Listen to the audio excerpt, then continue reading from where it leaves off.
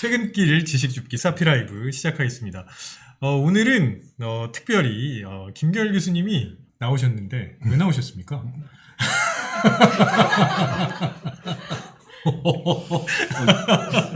우리 뭐 정치 시사 이런 채널이에요? 왜 그러세요? 진짜? 네. 네네. 아니 김결 교수님이 굉장히 재밌고 사실은 되게 의미 있는 책을 이제 곧 내신다고 해서 저희가 특별히 모셨는데 제가 한번 농담으로 말씀을 드렸습니다. 왜 나왔냐 진짜. 어떻게 오셨습니까도 아니고 왜 나왔냐 진짜. 사피엔스 스튜디오의 아버지한테 그러니까 전례를 범했습니다. 언제는 싸보지라고 얘기하시더니 깠죠 지금 느낌이. 네. 왜 우리 집에 남의 사람이 와가지고 지금 터줏대감 노릇하고 있지 막 이런 느낌이 있죠. 네. 우리 집 안방에 왜 옆집 아저씨 와 있는 것 같은 느낌. 일단 지금 이런 느낌이라고요. 죄송합니다. 이게 얼마간 자리를 비웠더니 이런 식으로 또, 참 쉽지 않다. 자, 그래서 네. 벌써 이제 사피라이브 3번째 방문해 주셨는데, 네. 라이브 어떠신지? 그 얘기 말씀드렸잖아요. 네. 왜 내 집에 남이 들어와 있느냐? 왜 내 집에 남이 들어와 있느냐? 네. 이런 식으로, 마치 왜 정복 사업을 위해서, 로마 제국의 황제나 아니면 이런 사람들이 유럽에 나가 있는데 갑자기 돌아와 보니까 딴 놈이에요. 죄송합니다. 딴 놈이라는 취소고요. 네. 새롭고요. 보니까 댓글에 김규열 교수님 팬이 굉장히 많으시더라고요. 익히 알고 있었지만. 네. 그래서 자주 나와 주십사 하는 분들이 많으시니까 바쁘시겠지만 종종 시간 내주시면 좋겠습니다. 그리고 여기 김밥이 맛있어요. 네. 옛날에는 대부분의 다른 연구자들처럼 주로 논문을 더 많이 썼는데 네. 한 몇 년 전에 대학의 연구처에 계신 한 분이 연구처장님이 논문보다 책을 더 많이 쓰는 것 같다고. 네. 봤더니 그 해 논문 편수랑 책 편수가 똑같아요. 그래서 사실은 어떻게 하느냐에 따라 다르지만 논문은 조금 왜 테크니컬하게 좀 다작이 가능하잖아요. 근데 책은 그게 불가능한데. 그렇죠. 네. 그 얘기를 해드렸더니 네가 논문을 거의 안 써서 그런 거구나. 논문 많이 쓰는데. 근데 사실 연구자들이 책을 쓰는 게 쉽지 않거든요. 네. 그러니까 책이 더 어렵다라기보다는 책 쓰는데 익숙하지가 않죠. 그렇죠. 익숙하지 않은 작업을 네. 또 꽤 오랜 시간 동안 해야 되니까. 근데 어떻게 이렇게 많이 하셨습니까? 그래서 예전에 이어령 박사님 살아계실 때 옛날에 한번 사석에서 그런 얘기를 하신 적이 있어요. 교수들은 책 쓸 만한 지속성 가지기 힘들어서 틈틈이 칼럼을 써야 된다. 그래야 책이 모아진다. 근데 진짜 딱 맞더라고요. 네. 그렇게 되더라고요. 근데 물론 김정훈 박사님처럼 진짜로 작정하고 앉아서 정말 진짜로 몰입해서 책을 진짜 작가처럼 쫙 써내려 가시는 분도 계신데 얼마 전에도 그런 책이 하나 나와서 굉장히 흥미롭게 읽었는데 사실 그러기 쉽지 않죠. 책 쓰는 거 저도 조금 해봤는데 되게 어려운. 네. 그래서 틈틈이 쌓아놓는 수밖에 없어요. 네. 그리고 나중에 묶어내는 수밖에 없죠. 네. 명심하겠습니다. 그래서 칼럼을 많이 쓰는데 왜 일주일에 한 번씩 칼럼을 제가 신문사 그렇죠. 지금 11년째 일주일에 한 번씩 칼럼을 쓰는데 CEO 심리학. 네. 한 번은 신문사에 계신 분들도 저한테 진짜 독하다고 도대체 작가를 몇 명 고용했길래 10년도 넘게 그렇게 매주 칼럼을 쓰느냐고 그런 얘기들 하는데 근데 그런 게 쌓이니까 책이 나오더라고요. 근데 진짜로 왜 원고라는 게 한 줄도 안 써질 때가 있잖아요. 그렇죠. 한 줄도 안 써질 때가 있죠. 일요일 날 저녁에 밥 먹고 가족이랑 수다 떨고 난 다음에는 원고가 딱 써져요. 그래요? 그러니까 그게 왜 로버트 치알디니가 옛날에 그랬잖아. 인지심리학자들도 그런 얘기 많이 하잖아요. 이게 특정한 장소에서 잘 되는 특정한 일들이 있죠. 네, 그렇죠. 저 같은 경우에는 집에서는 논문은 한 줄도 못 쓰겠더라고요. 진짜로 거의 안 써져요. 그건 연구실에 가 있어요. 그런데 칼럼은 연구실에서 진짜 안 써져요. 네. 근데 진짜 그건 집에서 써야 돼요. 그런데 왜 논문도 있고 칼럼도 있는데 그거보다는 조금 덜 그냥 하고 싶은 얘기대로 쓰는 에세이 같은 훨씬 더 그런 담백한 글 있죠. 그거는 연구실에서는 아예 안 되고요. 음. 집에서도 거의 안 돼요. 그러니까 하고 싶은 대로 마음 가는 대로 양쪽이 다 하고 싶은 대로 하면 안 되는 데잖아. 그래서 이거는 약간 제3의 장소 막 그러니까 뭐 예를 들어서 여행 가서 혹은 뭐 어디 출장 가서 그래서 이 총장님과 부인님 두 분 다 나를 안 지켜보는데 이런 데서는 에세이를 막 쓸 수가 있게 되더라고요. 그런 공간을 찾기가 참 쉽지 않으실 텐데. 아, 그러니까 이제 뭐 이제 지방에 뭐 어떤 세미나 가거나 아니면 출장 갔을 때는 이제 그 숙소에서 혼자 있잖아요. 그렇죠. 그때는 신기하게도 막 내가 이런 창의적인 글을 쓸 수 있단 말이야. 막. 네네. 그러면 이제 출판사랑 계약을 하시면 바로 출장을 하셔야 되는 그런 일들이. 그러니까 출판사에서 그런 류의 책을 쓰라고 하신다면 저는 에세이 한 번도 안 써봤거든요. 써보셨어요? 에세이. 네. 에세이는 특히 그렇다. 네. 써보신 적 없잖아요. 없죠. 네. 다른 책도 못 쓰는데 에세이를 쓰겠습니까? 왜 그 있잖아. 네. 번역을 또 잘하시잖아. 번역을. 번역은 남이 쓴 책이라. 번역 되게 꼼꼼히 잘해요. 저는 되게 알았어 하고 막 이러고 이제 약간 허술하잖아요. 근데 진짜 꼼꼼하거든요. 그렇습니다. 제가 좀 그렇고요. 모르네? 김 교수님이 되게 꼼꼼한 사람인 걸 모르네. 네, 네. 확인해 보겠습니다. 네. 오늘 뭘 확인해 보요? 자기 얘기도 있고. 제가 아는 전 세계 심리학자 중에 제일 꼼꼼해요. 김태현 교수님. 1등인가요? 네. 성격이 파탄이라는 얘기가처럼 들릴 수도 있는데 더 꼼꼼한 분들이 계시겠죠. 근데 제가 아는 제 주위에 있는 심리학자 중에 제일 꼼꼼하시고 이은영 교수가 의외로 허당이지.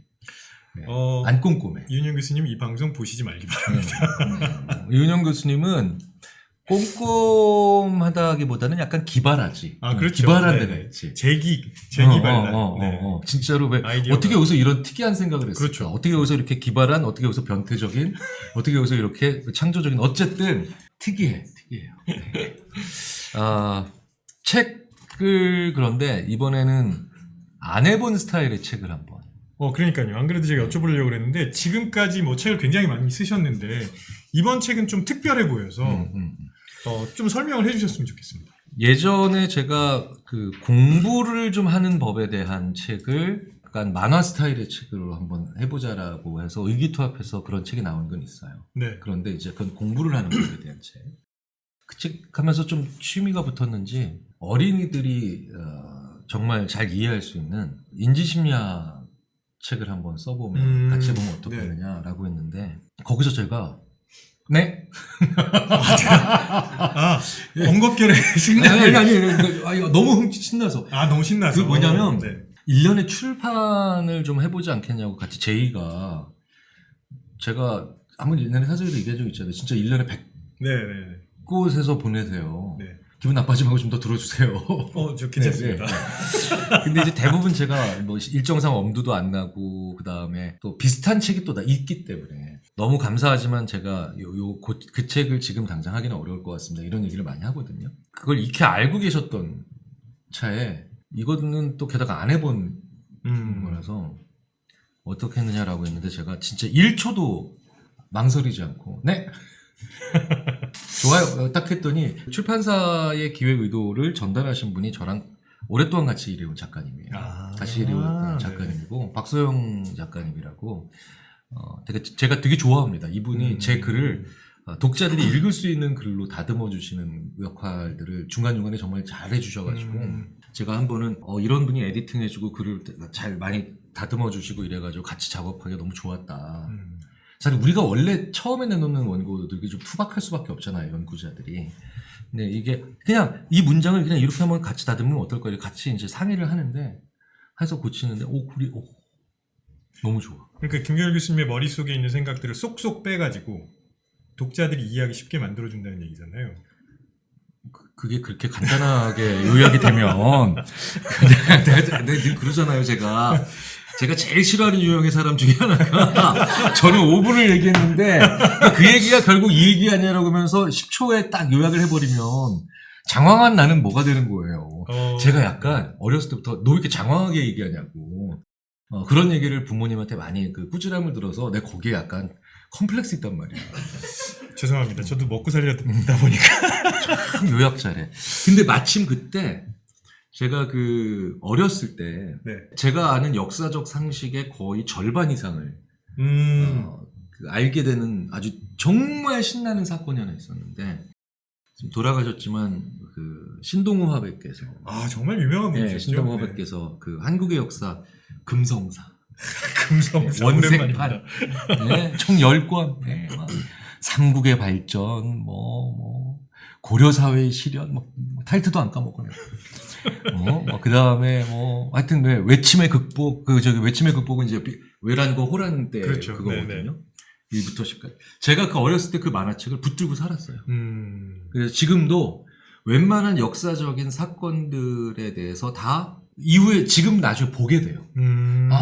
예. 문구도 안 까먹어요. 그러니까 안시성 전투에 어떻게 돼 있었냐면 야사에만 양만춘이라고 전해져 있어. 이렇게 돼 있거든요. 근데 제가 그때 어렸을 때 엄마 야사가 뭐예요? 몰라? 그 야사 정사가 아닌 야사. 네. 근데 양만춘 장군이 그렇게 멋지게 그려져 있거든 거기에서. 만화가 사실은 멋져 보였죠. 근데 제가 그 책이 그 1부터 10까지 제가 거의 이제 늘 소장해야지 어린 시절부터 늘 끼고 있었는데 제가 군대 간 사이에 저희 집에 이사를 가면서 그때 참 독특했다. 군대에 있는데 집에 이사를 갔더니 휴가를 나왔는데 집이 없어졌어. 이사도 아니고 재건축. 집이 없어진 거야. 집터가. 그때는 왜 군대에서 삐삐도 소지가 금지돼 있으니까 훈련 받고 이제 인관할 때 그래가지고 순간적으로 드디어 날 버리고 가셨나. 라고 했는데 이제 이사를 재건축을 하고 집을 헐고 이제 개인주택이니까 헐고 이제 건물을 올려야 되겠다 그래서 잠시 가지고 딴 데 가 계셨었는데 그때 저희 아버지가 이걸 버리신 거예요. 그 한국의 역사. 진짜 신동우 화백님의 금성사. 그러니까요. 근데 제가 그 책이 너무 그리워서 그거를 막 찾아다니다가 10권을 다 모았어. 다시요? 네, 다 모았어요. 물론 그 책은 누가 라면 받침대로 썼기 때문에 이렇게 검게 그린 것도 있고 그리고 그걸로 모기를 그렇게 많이 때려잡으셨는지 그 외침의 극복에서는 모기의 극복이야 거의 막 진짜 막 다 떼어내고 막 이랬는데 그 책을 제가 10권을 다 다시 물론 제 책은 이제 사라졌지만 누군가가 갖고 있었던 그 책 10권을 제가 다 모아서 다시 막 보면서 맞아 그때 그랬지 막 이러면서 보던 차에 그 연락이 오셨으니 제가 바로 그냥 네 했다니까요. 그냥 그 네라운 하는 대답을 하는 시점에 바로 제 옆에 그게 쌓여 있었어요. 이게 그러니까 어렸을 때 보셨던 책이지만 성인이 돼서도 앞으로 계속 평생 보고 싶을 정도로 지금도 괜찮아요. 그래서 1년에 한두 번씩 봐요. 1년이 아니라 지금도 그래서 볼 것 같아요. 왜냐면 그 책은 올해 이제 다시 제 품 안에 들어왔지만 벌써 2번 봤어요. 2번 봤거든요.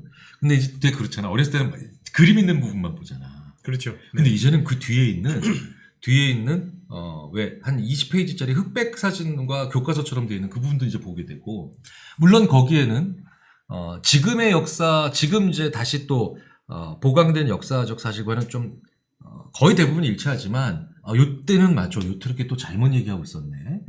부족하게 얘기하고 있었네. 이때는 이게 안 밝혀졌었구나. 막 이런 것들 있죠. 이런 것들도 문득 뭐 많지는 않지만 한두 가지 발견하는 재미도 있는데요. 어렸을 때 무언가를 우리가 알게 된다라고 하는 게 그만큼 성인이 돼서 그걸 계속 그대로 지식을 그대로 가져가는 게 아니라 무언가를 더 그 분야에서 받아들일 수 있도록 하게 만드는 되게 좋은 그 일종의 이제 뭐라 그럴까요? 플랫폼? 네네. 아니면 기초 소양이 되는데 굉장히 많은 분들이 심리학 특히 요즘 이제 또 저희가 하는 그 인지심리학 사실 굉장히 많은 분들이 관심을 많이 보여주고 계신데 그렇게 어렵다고 하시잖아요. 그런 얘기 너무 많이 있어요, 사실. 네. 그래서 진짜 지금 말씀하신 것처럼, 인지심리학에 대해서 관심은 많은데, 성인들도 이게 무슨 말인지 잘 모르겠다고 하시는 분들이 꽤 있거든요. 근데 그걸 이제 아이들이 이해하기 쉽게 풀어서, 책을 만들었다는 것 자체가 굉장히 의미 있는 작업이라고 생각하고, 좀 전에 말씀하셨던 신동우 화백의 한국사. 또 요약을 하시네, 또 요약. 아니, 지금은, 잠시 좀 들어보십시오. 조금 전에 말씀드렸던 신동우 화백의 한국의 역사처럼 이번에 나오는 책도 지금 읽는 아이들이 나중에 다시 찾아보고 성인이 돼서도 그 다음에 평생 함께 가지고 갈 만한 그런 책을 만드셨다는 거죠. 그렇죠. 그러면서 이제 그 이후에 또 훨씬 더 딱딱할 수밖에 없지만 훨씬 더 전문적인 인지심리학 책들을 보게 만들겠죠. 그 책이. 그래서 제가 역사를 전공하는 분들이랑 친하고 역사부를 좋아하게 된 이유가 어렸을 때 경험했기 때문에. 다 이해 못해도. 그래서 왜 심리학이 성인들이 많이 관심 있는데도 우리 어렸을 때 심리학을 안 배워봤잖아요. 초등학교 때 우리 심리학 안 배우잖아요. 심리학이라는 단어도 몰랐습니다. 네. 근데 요즘은 중고등학교에서 특히 고등학교에서 그렇죠. 심리학 과목을 들을 수 있거든요. 그것만 해도 훨씬 달라지죠. 맞아요. 그래서 네. 가끔씩 고등학교에서 연락이 옵니다. 좀 설명해달라.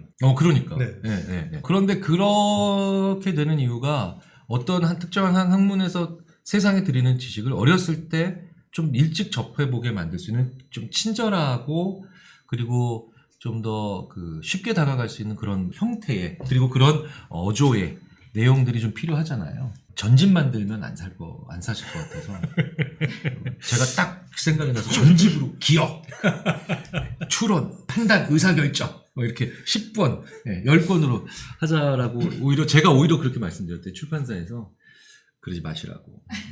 왜 그러시냐고.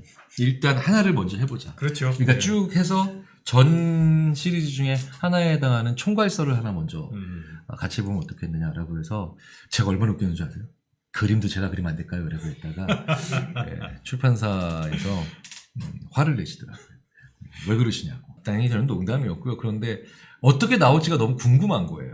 어떻게 되는 거예요. 근데 이거는 혼자서 할 수 있는 작업은 아니고 그래서 이런 형태는 마치 이제 제가 쓴 거는 대본이었다면 이건 많이 영화 같은 것이 왜냐하면 일단은 다양한 사파들을 그려내셔야 될 분이 있고 그분이 또 이 내용을 같이 이해해 주셔야 되니까. 그렇죠. 이해를 못하면 그림이 제대로 나오기 어렵거든요. 그러면 저랑 또 이렇게 둘이서 만질 수 있잖아요. 이렇게 하면 잘 안 돼요. 왜냐하면 중간에 또 이거를 매개해 주는 사람들도 필요해요.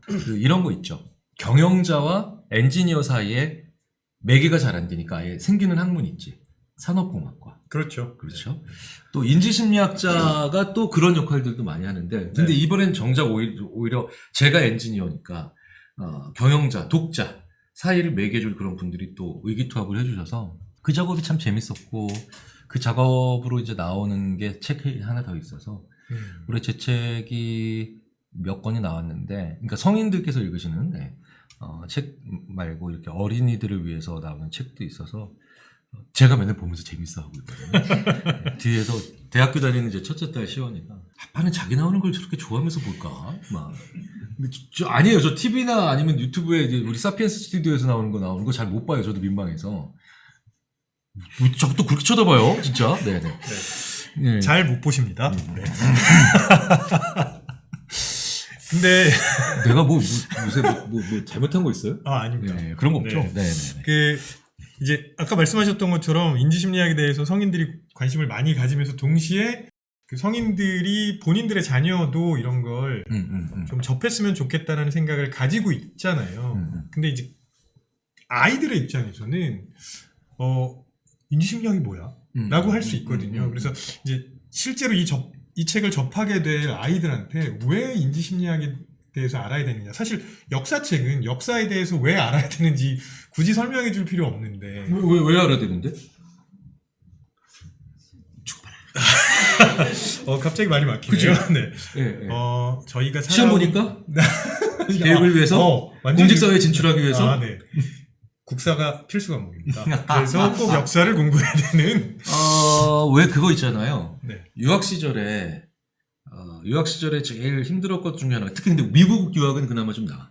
왠지 아세요? 미국 유학은 우리가 워낙에 미국 역사에 대해서 잘 알아서 우리 약간 이게 기분이 약간 묘할 때도 있었어요. 예전에 한번 전 대학원 미국에서 유학 시절에 갑자기 미국 역대 대통령 이름 아는 거 다 쓰게 했는데 제가 1등 했다니까.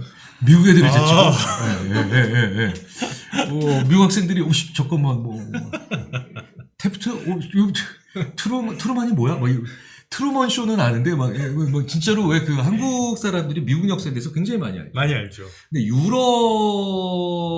유학 갔다 온 사람들은 이런 얘기 많이 하신 분 많아요. 유럽에 TV를 보는데 재미가 없다고. 코미디 프로그램 봐도 재미없는 거는 그나마 그 나라 유머 코드를 모르니까 그러다 치는데 역사물을 보는데 모르니까. 모르죠. 네. 그러니까 그 나라의 뭐 이런 농담도 우리 하잖아요. 예, 뭐 아무리 알아야 뭐도 해먹는다라는 표현할 때 팔만대장경도 모르면 빨래판이다 뭐 이런 얘기 하잖아요. 아 그런 농담 안 했어요? 팔만대장경 빨래판에. 아니 그러니까 이제 팔만대장경도 모르면 빨래판처럼 사용한다. 그렇죠. 무지가 이만큼 안 좋다. 그렇죠. 아 나 잠깐만. 아이씨 진짜.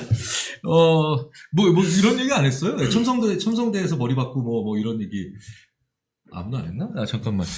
어쨌든 그 나라의 역사적 사실을 알아야 기본적으로 생활이 되죠. 맞아요. 네. 생활이 되죠. 네. 그래서 역사를 배우는 게 중요하잖아요. 네, 네. 많은 것들이 역사적 사실에 기초해서 또 지금의 언어가 결정되고 있고 심지어 사소한 농담도 역사적 사실에 빗댄 게 많으니까. 그런데 그걸 모르니까 유럽에서 그 유학했던 많은 사람들이 그걸 처음에 알아가는 과정이 너무 힘들었다고. 근데 왜 그러냐면 그게 자연스럽게 들어온 게 아니라 이젠 마치 자격증 시험 공부하듯이 배워야 되니까. 그렇죠. 네, 고등학교 그치? 때 세계사 정말 어려웠어요. 네. 그런데 우리 인지심리학이 우리가 생각이 어떻게 작동하는 거잖아요. 네. 인지심리학 책은 난 무슨 얘기인지 모른다라고 하면 제가 이렇게 바꿔서 생각, 사용, 설명서 네, 이렇게 그냥 드려요. 근데 우리가 맨날 생각해야 되잖아요. 사용 설명서 읽어본 적 없잖아요. 없습니다. 네, 하다못해 뭐 웬만한 스마트폰이나 디지털 카메라 뭐 DSLR을 하나 사도 그래도 설명서를 읽어보는데 생각에 대한 설명서는 없죠. 없죠. 네. 그러니까 있는데 안 읽은 거지. 맞아요. 있는데 안 읽은 거지. 근데 왜냐면 매뉴얼인데 매뉴얼이 재미가 없거든. 근데 그 매뉴얼을 애들은 얼마나 재미없겠어요. 애한테 만약에 매뉴얼 읽어봐. 뭐 아이가 하겠어요, 그거를? 미치는 거죠. 그거를 애가 앉아서 읽고 있는 것도 좀 이상한데요? 근데 되게 재밌는 건 디바이스를 잘 만드는 회사도 있지만 매뉴얼 잘 만드는 회사들은 그래서 매뉴얼을 약간 재밌는 사파를 많이 넣고 심지어는 막 만화책처럼 만들고 이렇게 되면 되게 재밌는 게 뭐냐면요. 그 디바이스를 잘 쓰죠. 그리고 그 디바이스에 숨겨진 기능들도 다 이런 기능이 있었구나 하고 알게 되죠. 네.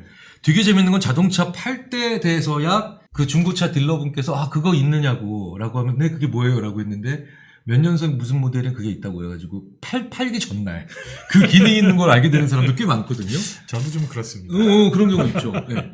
그러니까 이게 우리 인생으로 치자면 우리 생각에 이런 되게 독특하고 재미있는 기능들과 특징들과 이런 요소들이 있는데 그거를 나이 들어서 알게 되는 건 너무 속상하지. 그렇죠. 그거를 어렸을 때부터 알면 그렇죠. 진짜 잘 사용하면서 커갈 수 있거든요. 네, 근데 뭐 예를 들자면 왜 음악 들으면서 공부하면 공부가 잘 안 되는데 오히려 잘 된다고 착각하는 걸까? 뭐 이런 거 있잖아요. 그러니까 좋은 습관을 만들 수가 있다고요. 좋은 습관을. 그리고 나쁜 습관은 최소한 나쁘다는 건 알고 있는 거지. 그러니까 뭐가 문제인지는 알 수 있고 그 다음에 내가 생활에서 왜 우리가 너무나 많은 경우 이렇잖아요. 나는 안 돼. 이번 생은 폭망이야. 그렇죠? 이런 얘기들을 하는 이유 중에 하나가 내가 왜 안 되는지를 모르고 있고. 그렇죠. 네. 뭐가 문제인지를 모르고 있으니까 그런 거죠. 근데 그게 다 생각의 문제잖아요. 생각에 문제가 있으니까 행동이 제대로 안 나오고 행동이 제대로 안 나오니까 결과가 안 나오는 거고. 물론 그 모든 것들에 대한 이유도 알지 못한 채 결국 우리는 그래서 운이 나빴어. 나는 불운한 인간이야. 이러고 끝날 때도 있죠. 근데 세상에 정말 운적인 요소, 확률적으로 이건 운으로밖에 설명 못할 수 있는 것들, 우리가 불운이라고 다 묶어서 부르는 것들의 상당 부분은 아니에요. 아니죠. 아니잖아요. 네. 그러니까 그런 것들을 알아가는데 재밌게. 네. 제가 마치 어렸을 때 신동우 화백께서 만들어주신 그 한국의 역사를 읽고 역사에 대해서 안 좋은 점이 하나 있긴 있다. 역사에 대해서 많이 알게 돼서. 그 설민석 선생님이랑 친해진 거야. 그 인간은 그냥 친해지는 바람에 네. 어디 가서 둘이서 동갑이니까 맨날 또 사람들이 비교하고 그건 안 좋아. 네. 궁금하신 분들은 두 분의 사진을 함께 놓고 보시기 바랍니다. 설민석 선생님 참 안 늙어 진짜. 아니 강연 때 제가 설민석 선생님이랑 친구라고 그러면 동갑이라고 그러면 사람들이 와! 막 이래. 반응 너무 마음에 안 들어요. 네. 그 반응이 궁금하신 분들은. 그래서 지금 이번에 나오는 책이 결국은 아이들을 위한 생각 사용 설명서. 그런데 그냥 단순히 그냥 정말 읽기 싫은 매뉴얼이 아니라 눈에 쏙쏙 들어가게 사파들도 많이 들어가 있고 정말 아이들이 쉽게 접할 수 있는 방식으로 중간에 에디터가 도와주시고 해서 아까 말씀하신 것처럼 아이들이 저도 뭐 같은 인지심리학자로서 이런 책을 아이들이 읽으면 저도 사실 애들이 어려가지고 어렸을 때부터 이런 책을 읽으면 내가 이럴 때 왜 이렇게 생각하는지를 한 번씩 다시 한번 떠올려 볼 수 있고 그러면 그 다음번에 그게 바탕이 돼서 이번에 이렇게 해봤을 때 어떻게 되겠구나 이런 생각을 할 수 있잖아요. 그럼요. 아니, 왜냐면 생각해보세요. 인지심리학자 중에 자녀가 인지심리학 공부하는 가정이 누구 있어? 없잖아. 제가 한번 만들어 보도록 하겠습니다. 없어. 그러니까 아빠가 네. 공부하는 책을 딱 봤더니 이건 사람의 공부가 맞아요. 아닌가 봐. 뭐 여기다 생각하는지. 대를 이어 심리학 하는 경우도 극히 드물어.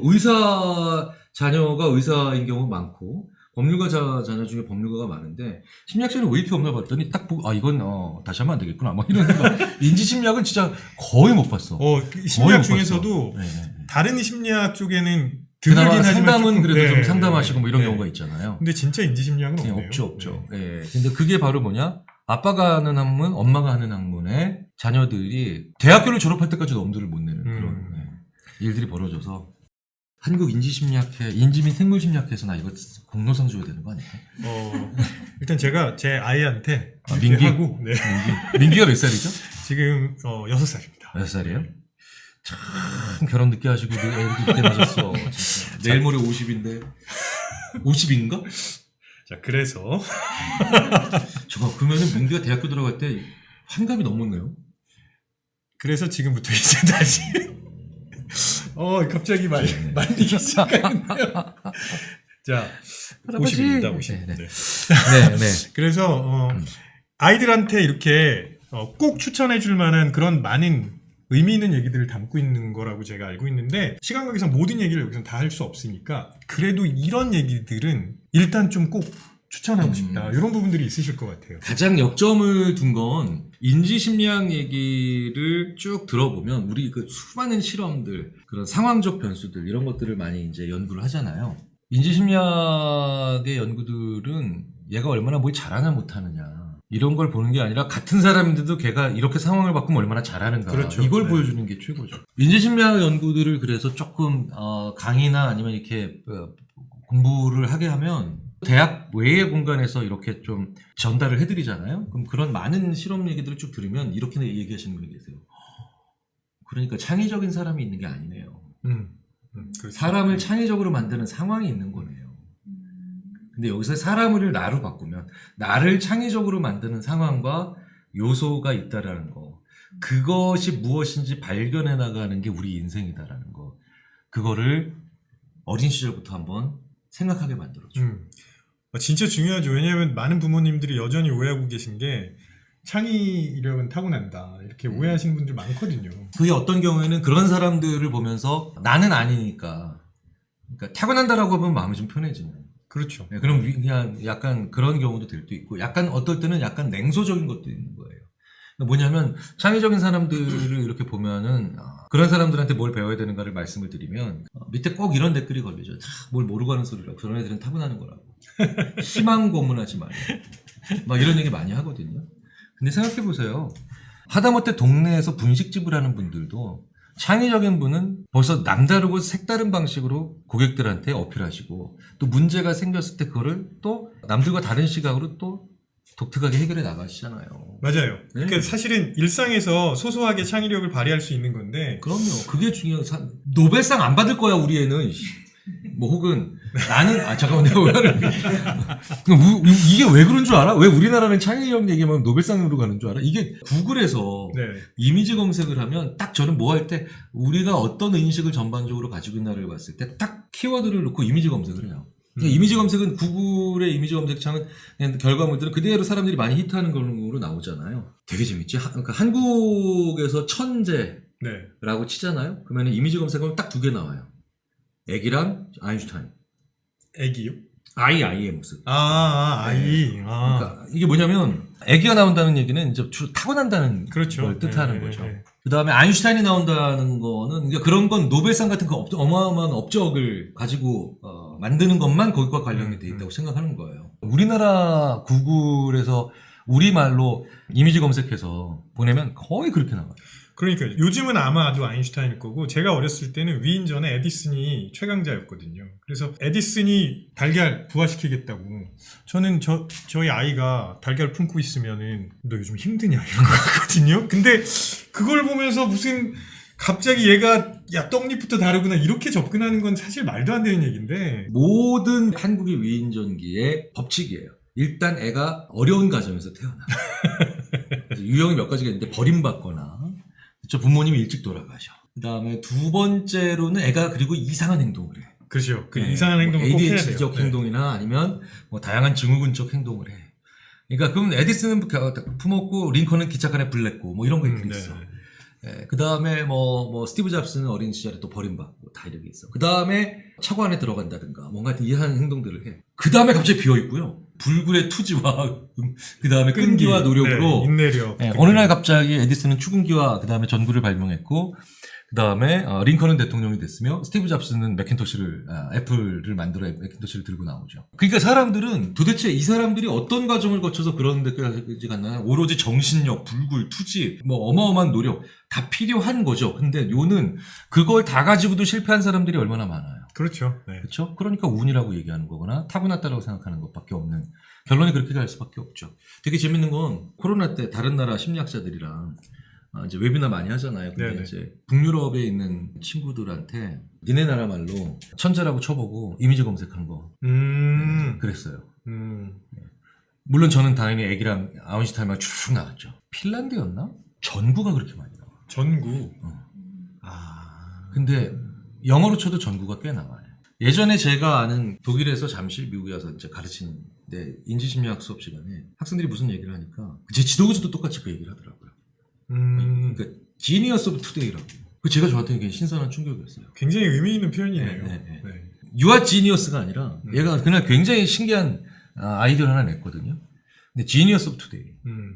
오늘의 천재. 사람한테 부여하는 게 지니어스가 천재가 아니라 그렇죠. 네. 아이디어에 부여해버린 거예요. 네. 그러려고 그렇게 자기가 얘기를 했다 그러더라고요. 그 아이디어가 그런데 맥락이 달라지면 지니어스가 아니죠.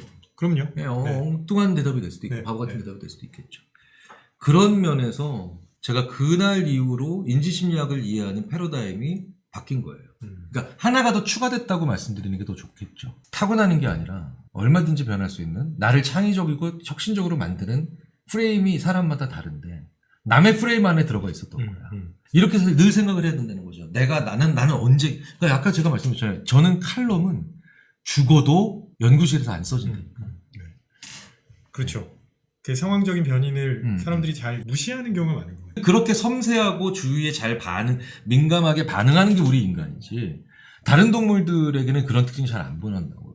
그러니까 왜 뭐냐면, 그 마이클 토마셀로라고 하는 그 인지심리학자가 이런 얘기를 한 적이 있거든요. 환경이 바뀌어도 언어가 안 바뀐다고, 다른 동물들은.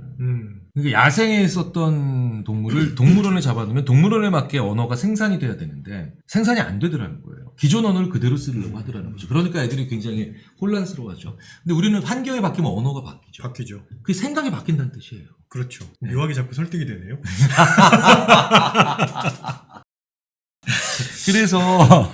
그래서 저는 약간 이런 것도 담았어요. 부모님도 뭐 읽니? 이러면서 인지심리학 책이요.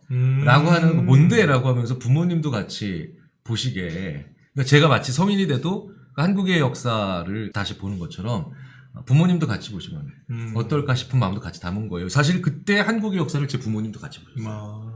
그러니까 지금 딱 드는 생각이 뭐냐면 보통 이제 부모님들 중에 야, 너는 창의력은 아니야. 그러니까 무조건 열심히만 해. 이렇게 말씀하시는 분들도 있거든요. 근데 있어요. 그거 사실 네, 그러니까 사실은 그 아이들도 상황 설정만 잘 해주면 매일매일 한두 개씩의 창의적인 생각들을 해낼 수 있다는 거. 이 책을 읽으면서 그런 생각을 할 수 있다면 굉장히 의미 있는 부분이 아닐까 싶습니다. 너는 창의력은 없고 그 다음에 그런 건 필요하지도 않으며 그렇기 때문에 그냥 이거 열심히 공부해서 자격증 따서 그냥 이렇게 살아가는 게 제일 좋을 거야. 물론 그 자격증에 해당하는 직업을 가진 분들도 다 세상에 필요한 분들이지만 자기 자녀에게 그런 식의 얘기하는 건 굉장한 폭력적인 거죠. 그렇죠. 굉장한 폭력인데 여기서 그 부모님에게 더 무서운 말이 하나 있어요. 그럴 경우에는 자식이 부모를 벗어나야 그것도 확실하게 의절하면서 벗어나야 아이가 창의적으로 변하겠죠. 그게 대표적인 게 일론 머스크예요. 그렇군요. 일론 머스크의 아버지가 똑같이 그렇게 얘기했는데 아예 아버지가 없는 다른 나라로 도망가야 사람이 오히려 발전하는 거죠.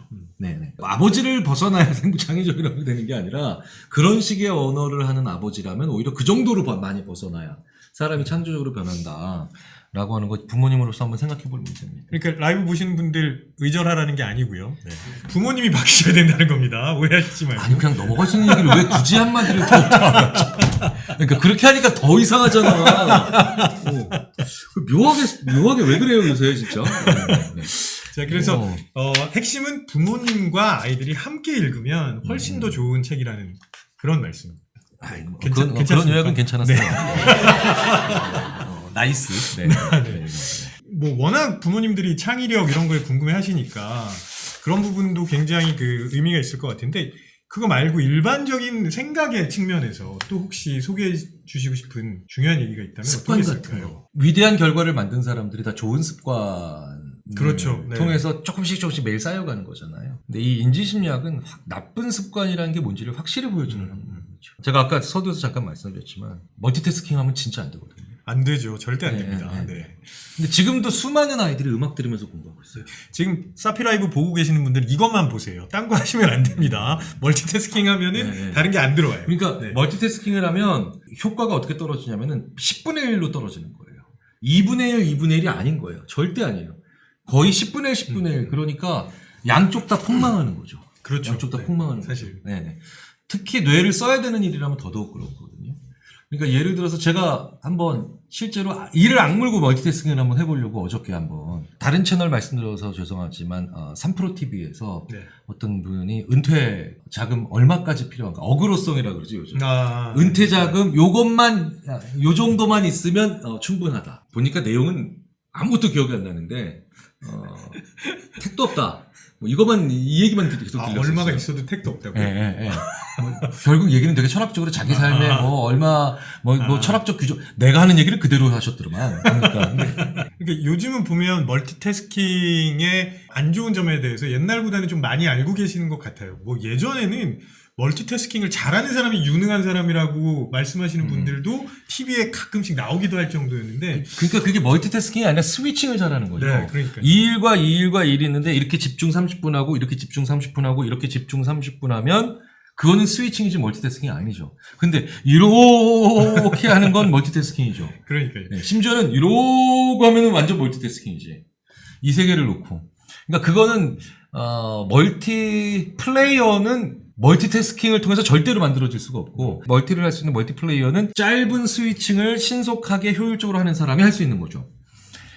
그런 용어조차도 근데 우리는 구분이 안 될 정도로 그냥 멀티태스킹 네. 했는데 그런 것들이 안 좋다라는 걸 확실히 어린이서부터 알고 있어야 돼요. 알고 있어야 돼요. 진짜. 그러면 어떤 일이 벌어지느냐면 아이가 성장 과정에서 왜 이렇게 안 되지? 라고 했을 때 초기에 자기가 뭔가를 동시에 하고 있지 않나를 체크해 볼 수 있는 그런 게 생긴다고요.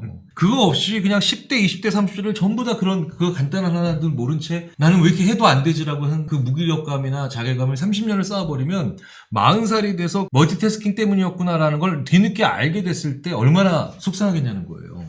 그래서 굉장히 많은 분들이 뭐 이메일로든 아니면 뭐 댓글이든 이런 걸로 왜 이걸 학교에서 안 가르쳐주고 김 교수 당신보다도 더 많은 나이에 이걸 뒤늦게 물론 뒤늦은 건 아니죠. 지금 워낙 인생이 기니까. 하지만 너무 속상하다.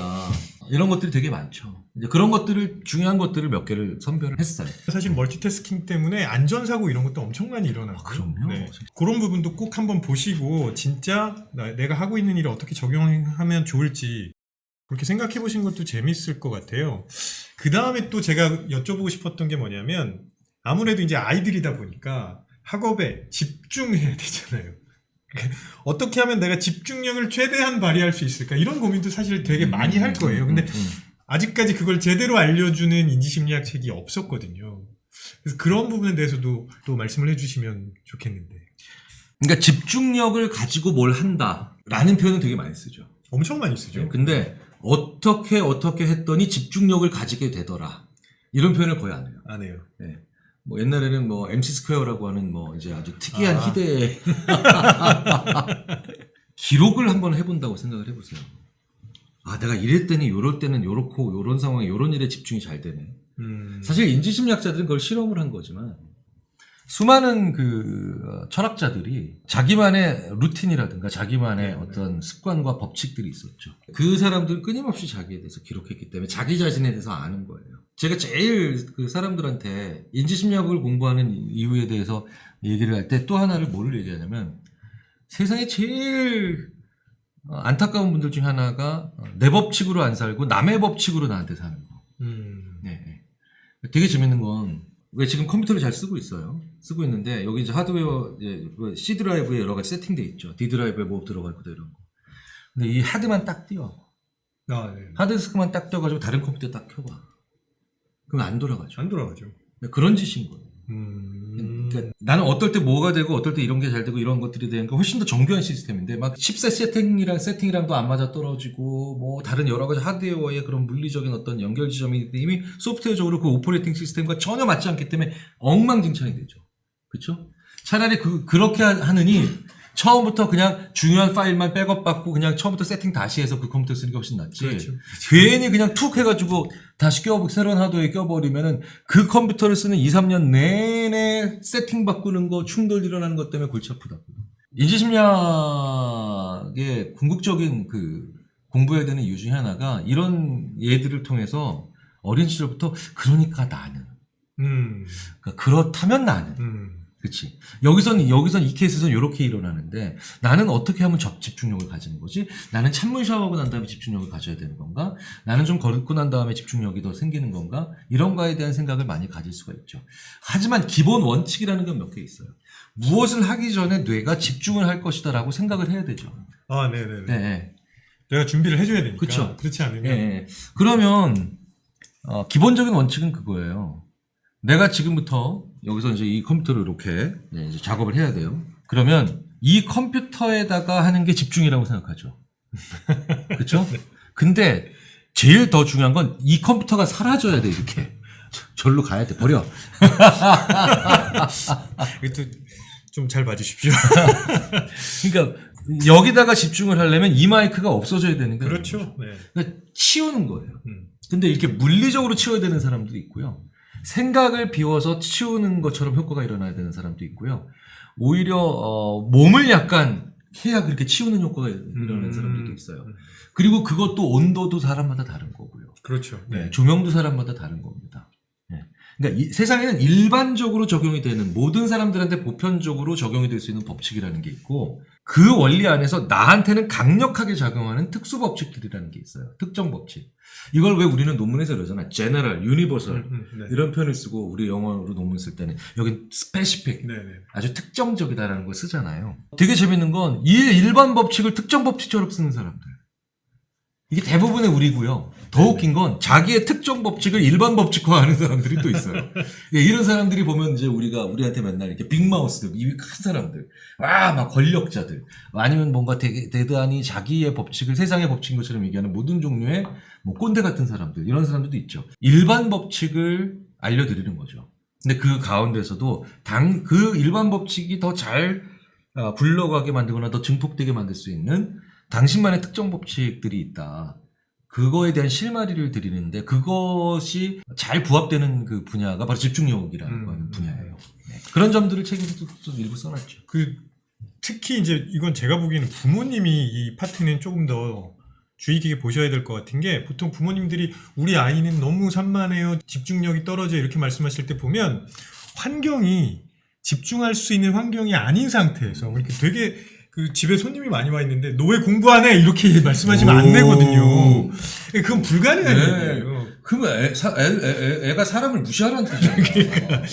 그래서 이렇게 일반적으로 필요한 법칙들이 무엇인지를 좀 찾아보시고 책을 통해서 확인해 보시고 그 다음에 나만이 가지고 있는 그런 것들도 찾게 해주시면 훨씬 더 좋지 않을까. 근데 중요한 건 아이가 나의 생각, 나의 행동에 대해서 아이가 자기에 대해서 궁금해져야 돼요. 맞아요. 네. 네. 그러면 심지어 그 궁금증이 잘 또 해결이 되고 또 지식, 정보, 그러니까 자기 자신에 대한 정보가 쌓이면 그다음부터 어떤 좋은 일이 벌어지는지 아세요?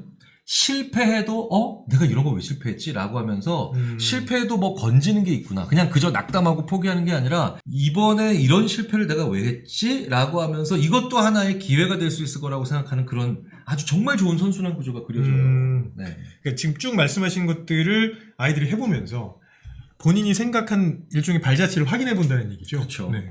근데 복귀하는 자를 누가 이기겠어요? 그러니까요. 조은영 구단께서도 그러셨잖아요. 복귀를 진짜 심지어는 쉽게 이긴 바둑도 복귀하는 사람만이 구단된다. 뭐 그런 취지의 말씀을 하실 정도였는데 이런 인지심리학에 관련된 공부를 해야 되는 이유 중에 저도 근데 그것도 들어서 그러니까 다른 분들이 얘기해줘서 안 거예요. 근데 우리는 전공자니까 오히려 그런 생각을 많이 못했는데 바로 며칠 전에도 한 그 기업의 임원 한 분이 참 인지심리학은 뭐 그렇게 맛깔스럽거나 아주 뭐 화려한 맛도 없는 학문인데 인지심리학 공부를 한번 해보게 되니까 제 인생에서 그게 일에서였던 인간관계에 있어서였던 복기를 자꾸 하게 되더라.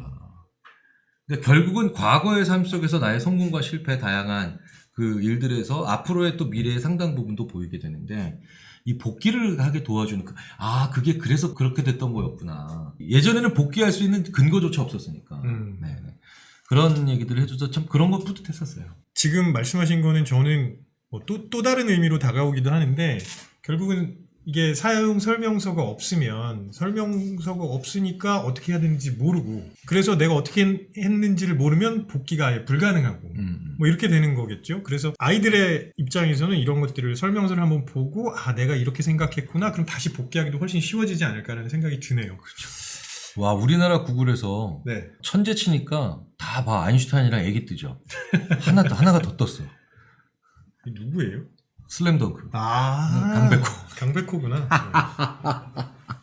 얘가 입에 달고 살잖아. 물론 난 천재니까. 죄송해요. 이렇게 산만해. 이렇게 제가 산만해요. 산만한 게, 네. 책을 읽어보시면 아시겠지만, 그냥 일반적으로 산만하다라고 뭉뚱그려서 얘기할 수 있는 거는 아닐 겁니다. 그러니까 그것도 좀 주의 깊게 사용해야 될 단어 중에 하나거든요. 산만한 게 꼭 나쁜 것도 아니고, 네, 그런 부분도 확인해 보시면 좋겠고. 자, 그래서 이제 어찌 보면 부모님이 궁금해 하시는 것들, 그 다음에 아이들이 진짜 좀 해봤으면 좋겠는 것들, 이렇게 쭉 얘기를 해봤는데, 또 다르게 보면, 장기적으로 아이들이 이 설명서를 통해서 어떻게 성장해 나갔으면 좋겠는지도 말씀을 해주셨거든요. 근데 그 과정에서는 앞에서 우리가 잠깐 얘기했던 창의력이 다시 한번 중요하게 등장할 수밖에 없을 것 같아요. 그러니까 창의력은 아까 말씀하신 것처럼 상황적인 변인이 굉장히 중요한데 그렇다면 바꾸어 말해서 이걸 발현할 수 있게 하려면 창의력을 이렇게 밖으로 나오게 할 수 있게 하려면 또 어떻게 해야 될까라는 부분도 궁금해 하실 것 같거든요. 그런데 이제 창의적인 것이 밖으로 나온다라는 것이 자유분방한 뭐 분위기도 있을 수 있고, 뭐 아니면 오히려 뭐 코너에 몰린 결핍으로 인해 만들어질 수도 있고, 뭐 여러 가지들이 가능하죠. 근데 창의적인 것이 나오게 하려면 창의적이지 않은 것도 같이 나오게 만들어줄 수 있는 것이 제일 중요해요. 그러니까 창의력은 이렇게 관역을 정조준해서 딱 하고 나간다라고 생각하면 우리가 양궁하는 거랑 되게 비슷하죠. 근데 굳이 양궁을 비교하면 10이 나오는 게 창의력 같은 건 이런 겁니다. 한 40발을 한 번에 팍 다 썼어. 확 다 던져버렸어. 그럼 거기 중에 창의적인 게 있는 거죠. 그렇죠. 예, 10이 맞는 게. 그러니까 창의적인 게 하나 나올 때는, 그러니까 이게 뭐예요? 이런 집에선 절대로 창의적인 사람 나올 수 없다. 한마디만 해달라고 하면 제가 이렇게 쓸데없는 얘기 하지 마요. 갑자기 어렸을 때 많이 들었던 기억이. 쓸데없는 얘기 하지 말라고. 네. 이 말만 하지 마세요. 네. 생각해보세요. 결과적으로 정말 혁신적인 것이라고 결국 역사적으로 판단된 일도 대부분 쓸데없는 것들이었거든요. 그러니까 아이가 특히 쓸데없는 말, 쓸모없는 말 많이 해야 될 시기예요. 이건 쓸데없는 얘기고 이건 쓸모 있는 얘기고라고 생각하고 말하는 게 더 웃기잖아요, 사실은. 그러니까 이게 어렸을 때는 특히나 쓰잘데기 없는 얘기를 그러니까 부모님한테서는 절대 하면 안 되니까 주로 누구랑 하냐면 친구들이랑 하게 되죠. 친구들이랑 하게 되는데 친구들이랑 정말 쓸데없는 얘기 많이 하잖아요. 우리 어렸을 때 보면 얼마나 황당한 얘기도 많이 했어요. 사실은 지금도 많이 하고 있습니다. 근데 되게 재밌는 건 그 중에서도 누군가는 진짜 쓸데없는 인간이 될 수도 있죠. 그쵸? 심지어 못된 인간은 나쁜 인간이 될 수도 있겠죠. 네. 그렇게 끊임없이 쓸데없는 얘기들을 친구들이랑 많이 하는데 정말 창의력이 좋은 사람이 돼서 그 다음에 세상에 진짜 일론 머스크나 스티브 잡스처럼 우리나라에 또 수많은 그런 사람들처럼 바꾸는 것까지는 아니더라도 좀 세상에서 정말 요긴하고 필요한 인재로 자리를 매김하느냐 아니면 정말 쓸데없는 인간이 되느냐를 뭘로 가르냐. 똑같이 쓸데없는 말을 하는데, 그쵸? 그 쓸데없는 말을 누가 하느냐가 다른 거죠. 누가 하느냐. 그쵸? 그러니까 좋은 사람과 쓸데없는 말을 많이 해야 되는데 나쁜 애들과 쓸데없는 말을 많이 한다는 거예요. 근데 되게 재밌는 건 부모가 쓸데없는 얘기를 하지 말라고 많이 하면 애는 점점 나쁜 쪽으로 가서 나쁜 애들과 그렇죠. 쓸데없는 애를 많이 하게 되고요. 그렇죠? 부모가 그런 말을 하지 않고 아이들이 그런 말을 희덕대면서 할 수 있는 그 사이에 매개하는 게 장난이에요. 부모가 자녀랑 장난치잖아요. 그럼 아이들은 거기서 키워진 그 정교한 장난 능력으로 서로에게 따뜻하고 좋은 친구들과 만나서 장난치면서 그래요. 나쁜 애들은요, 굉장히 우리가 볼 때 장난이 아닌데 지들끼리 장난이라고 하는 이상한. 그렇죠, 그렇죠. 네. 근데 이 착하고 좋은 사람들이 하는 쓸데없는 짓에는 유쾌하게 하는 장난들이 있어요. 약간 과할 수는 있죠. 과할 수는 있지만, 그렇다고 남을 해치거나 아주 폭력적이거나 집요한 그런 아주 우리가 보면 나오는 아주 준범죄적인 그런 특징들이 안 나온다고요. 부모가 자녀랑 유쾌하게 장난쳐야 돼요. 저도 제 아이가 쓸데없는 말을 하면 못 참거든요. 갑자기 표정이 조금 그랬습니다. 되게 걱정돼요. 얘가 나중에 커서 뭐가 될까. 하지만 그리고 아이도 부모에게 쓸데없는 말을 자꾸 한다라고 하는 건 그렇게 좋은 건 아니에요. 쓸모 있는 말을 해도 쓸데없는 말 하니까 문제인 거지. 아이는 분명히 친구들과 쓸데없는 얘기들을 많이 해야 되는데 부모와 자녀 사이에서 장난을 유쾌하게 치잖아요. 아이는 반드시 좋은 아이를. 좋은 친구들. 그게 진짜 굉장히 중요하면서도 어려운 얘기인 것 같아요. 그러니까 부모님들은 어쩔 수 없이 자꾸 성과 위주로 생각하게 되고, 그러니까 아까 말씀하셨던 것처럼 40개의 활을 쐈는데 40개가 다 10에 갔으면 좋겠다는 생각을 하시는 거잖아요. 근데 그건 사실 불가능한 얘기고, 그래서 쓸데없는 얘기라고 하실 때는 얘가 그냥 지금 하는 것만 그냥 좀 계속 정말 열심히 맨날 하시는 말씀 열심히 하고 노력만 했으면 좋겠다 이렇게 하시는데 그렇게 해서 성공하기 어렵지 않나요? 그렇죠. 이제? 네. 제가 그래서 제일 걱정하는 것 중에 하나가 어떤 그 사명감 있는 어떤 선생님이나 아니면 굉장히 진지한 부모님이 또 이 책 가지고 또 시험 볼까 봐 걱정이에요. 네, 이게 약간 장난치고 재미있게 하려고 하는 이건데 이걸 가지고도 여전히 또 시험. 실제로 제가 있었던 거예요. 아까가 신동화백의 한국의 역사 있죠. 그 책이 너무 아이들한테 인기가 좋으니까 실제로 저희 동네에 있던 어떤 아저씨죠. 그 아저씨도 그걸 저희 동네 그 친구한테 사줬던 거예요. 동네에서 골목에서 놀기 시작하는 아이였죠. 같이 놀았던 아이죠. 근데 그 책을 시험 보더라고요. 아이고. 재미없는 걸 게임처럼 만들어야 된다라고 제가 늘 얘기하는데 그분은 실제로 재미있을 수도 있는 걸 재미없게 만드는 놀라운 능력을 가지고 계셔서 혹시라도 이 책을 구입해 주시면 정말 감사한데 이런 책은요 그냥 가지고 노는 책이지 계속해서 오랫동안 이 책 내용에 대해서 뭘 느꼈니? 독후감? 네. 이런 것 좀 안 해요. 독후감 안 됩니다. 네. 독후감 안 되고요. 네. 그냥 책 보시면서 예를 들어서 부모님이랑 아이들이랑 같이 보신다면 아빠나 엄마가 나는 그거 읽고 이렇게 해봤는데 너는 어떻게 해봤어? 이런 식으로 대화를 좀 많이 나눠보시면 좀 이렇게 좀 너무 덜 진지하게 좀 했으면 좋겠어요. 네, 진지하게 하시면 안 됩니다. 방금 제가 좀 진지했네요. 민기 불쌍해서 어떡하냐. 민기야, 아빠가 이 정도가 된 것도 다 아저씨 때문이야. 그러니까 이전엔 더 심했었어, 민기야. 저는 아이를 딱 앉혀놓고 자, 지금부터 책을 읽어보자. 농담이고요. 그래서 진짜 좀 농담 아닙니다.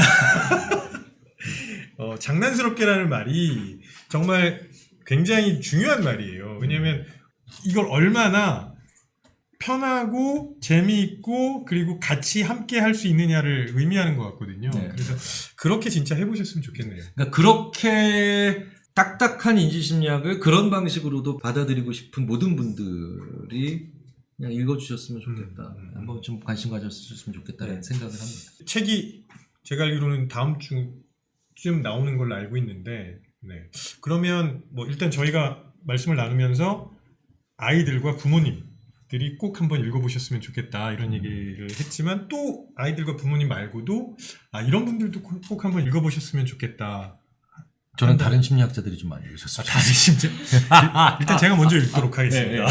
저는 왜냐면 우리가 우리의 지식을 너무 뭐랄까 재미없게 받아들이는 그렇죠. 제가 대학 때 그 강의 듣던 거 생각해 보면은 예전에 왜 이런 사파가 많이 들어가고 심지어 거의 만화 같은 물리학, 만화 같은 수학 있잖아요. 그런 책이 나왔을 때 그렇게 물리학과 수학과 교수님들이 많이 읽어보시면서 그랬었군 막 이러면서 재밌어 하셨다고 하면서 얘기를 하셨는데 제가 뭐 이제 주제 넘는 얘기지만 이거는 어린이용이 아닙니다. 어린이들도 편하게 읽을 수 있는 책인 거죠. 근데 제가 늘 말씀드리잖아요. 어린아이도 알아들을 수 있는 말로 표현할 수 있는 게 진짜 제대로 된 지혜이다. 그렇죠. 라고 얘기를 드려서 뭐 감히 말씀드리지만 저는 오히려 같이 구성하면서 읽어보면서 제가 심지어는 저자인 저도 재밌게 느낀 점들이 많았던 책이었어요. 근데 그냥 뭐 제가 느끼기엔 이런 것 같아요. 그러니까 전문가가 전달하고 싶은 지식을 매개하는 에디터가 또 이렇게 바꿔주기 그렇죠. 때문에 그러니까 그걸 바꾸면서 제가 더 다시 또 인사이트 그거를 이제 얻는 거예요. 일반인들이 인지심리학을 이렇게 접한다는 거를 전공자들이 한번 확인해 볼 수 있는 기회가 될 수도 있겠네요. 네. 그래서 저부터 일단 읽어보고 그 얘기였어요. 네. 그 작가님은 사회 초년생도 많이 읽었으면 좋겠다고 말씀을 하시는데 왜냐하면 이제 본격적으로 내 생각 사용 설명서가 필요하신 분들. 네, 맞아요. 되게 재밌는 게 신입사원 연수 때 신지심리학 강의 해드리면 그냥 반응이 뭐 요 정도였다면 같은 내용을 6개월 후에 제가 강의를 입사 6개월 차에 무단에 강의를 해드리면 훨씬 더 뜨거워요 반응이. 네, 그러니까 신입사원 연수 받으실 때는 신년 그래 나도 해낼 수 있다는 막 그냥 포부 뭐 이런 것들이 주로 더 센데 6개월만 해도 벌써 엄청 삶에서 큰 변화들이나 어려움들이나 아니면 그것들이 많잖아요 느끼는 그렇죠. 점들이. 네. 6개월 차 1년 차 때 그래서 제가 요새 막 그럽니다. 신입사원 연수보다 1년 지나고 난 추수 교육이라고 보통 많이 하시는데 뭐 리턴 프로그램 뭐 이런 거 많이 하시는데 물론 신입사원 분들한테 드리는 강의도 따로 있어요. 근데 그건 약간 인지심리학보다는 조금 더 사회심리학적인 그런 얘기들을 많이 들어요. 물론 인지심리학과 사회심리학이 거의 이제 경계가 없어졌다고 봐도 무방하지만 근데 이제 본격 인지심리학 얘기 있죠. 이 얘기는 6개월 차, 1년 차인 분들이 들으시면은 정말 많이 느끼신다고 그러더라고요. 그러니까요. 진짜 의지로 그 불굴의 신념과 의지로 할 수 있는 거는 사실 많지 않거든요. 근데 그게 결과라는 걸 알아야 돼. 우리는 결과라는 걸. 그게 원동력이 아니라니까. 그러니까요. 네. 그래서 특히 진짜 말씀하신 것처럼 신입사원들 막 사회생활을 시작하는 분들은 뭐 생각사용 설명서라는 측면에서도 의미가 있겠지만 이 사회적인 관계를 어떻게 맺어가야 되는지에 대한 고민을 되게 많이 하실 텐데 아마 이 책에 있는 내용들을 통해서 뭔가 가져가실 수 있는 게 많지 않을까 싶습니다. 그래서 그런 분들도 한번 꼭 읽으면서 장난스럽게 읽으셔야 됩니다. 딱 앉아서 진지하게 시작 이러시면 안 되고요. 오늘 이제 김경일 교수님 모시고 그 얘기를 장난스럽게 하니까 기분이 좀 나쁘네요. 네. 서필라이브에서 오늘 김경일 교수님 모시고 이제 새롭게 출간될 책에 대해서 이야기를 나눠봤는데 사실은 책에 있는 내용이지만 우리한테 직접적으로 다가올 수 있는 내용이라서 소개를 해드리고 싶었습니다. 그래서 오늘 많은 좋은 말씀을 해주셨는데 마무리 멘트 한번 해주시죠. 뭘 또 해요? 진짜 다 할 말 다 했어요. 뭐 공약 이런 거 한번 하실까요? 아니 뭐 이거 뭐 10만 권 이상 팔리고 뭐 100만 권 이상 팔리면 뭐 이런 거요. 네. 좋은 곳에 쓰겠습니다. 공부 더 열심히 해야죠. 우리가 할 일이 뭐 그거밖에 더 있어요? 공부 더 열심히 하는 수밖에 없죠. 공부 더 열심히 하겠습니다. 네. 공부는 진지하게, 네. 책은 장난스럽게 읽어주시면 아니, 그러니까 이제 이런 책은 아니 난 장난스럽게 쓰지 않았다니까. 김경일 교수님과 함께 새로운 책 내용에 대해서 사피라이브 함께 했고요. 그러면 또 좋은 기회에 김경일 교수님 다시 한번 모시기를 기대하면서 이것도 옛날 멘트네요. 야, 정말 식사하기 이루 말할 수가 없다 진짜. 야. 어떻게 이렇게 옛날 멘트만 잘 알고 있는지. 가시죠 족발집. 네. 사피라이브 여기서 마치겠습니다. 고맙습니다.